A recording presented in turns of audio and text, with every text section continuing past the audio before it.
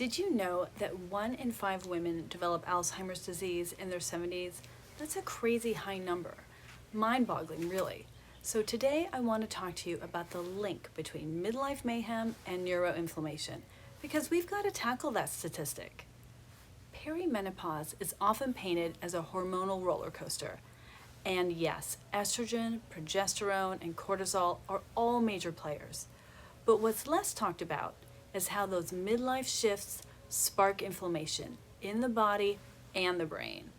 As estrogen levels drop starting in perimenopause, the effects ripple throughout the entire body. That's because many major organs, including the brain, contain estrogen receptors, so hardly any system goes untouched.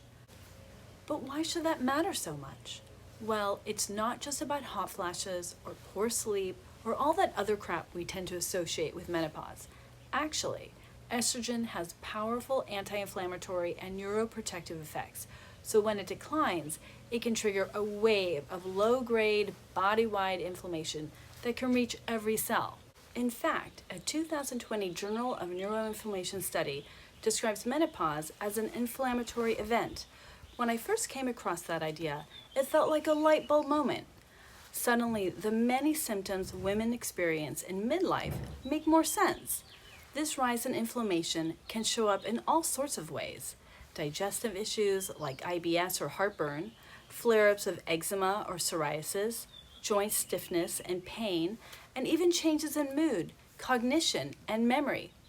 That's because estrogen does more than influence the body. It helps brain cells communicate smoothly and protects neural tissue. A key player here is the estrogen receptor beta, ERB.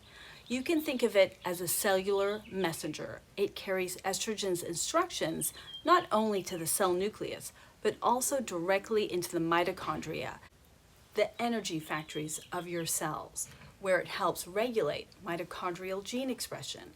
In other words, estrogen talks directly to your energy factories.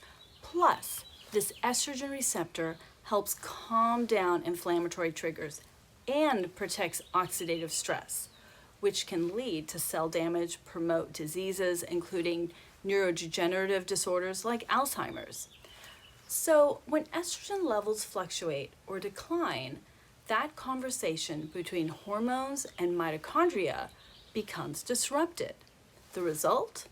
The brain and body may struggle to keep up, which is one reason many women begin noticing energy crashes, brain fog, mood changes, or depressive symptoms in midlife. There's another important connection here. Mitochondria are not only energy producers, they also play a pivotal role in immune regulation. When they become stressed or damaged, whether from toxins, chronic stress, or hormonal disruption, they can release danger signals that activate something called the NLRP3 inflammasome. Think of the inflammasome as the body's internal fire alarm. When it gets activated, it triggers a surge of inflammatory messages, such as interleukin-1 beta and interleukin-18. In the short term, this response is protective, but when it becomes chronically activated, it can work against us. Over time, runaway inflammasome has been linked with inflammatory pain, autoimmune activity, neurodegenerative conditions, increased anxiety, and depression symptoms. This is an interconnected network. Estrogen signaling, mitochondrial health, immune activation, and brain function helps explain why menopause can feel like a systematic shift rather than a single hormonal change. At Gene Crush, we have workshops to help women navigate midlife health issues, including looking at genomic risks for things like Alzheimer's disease.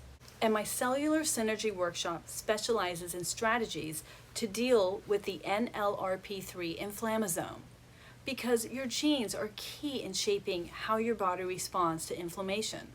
Some people are genetically predisposed to having a reactive and prolonged neuroinflammatory response based on their genomic pathways, which can increase the risk of things like Alzheimer's. Plus, there are other key genes involved, like APOE4 and FADS.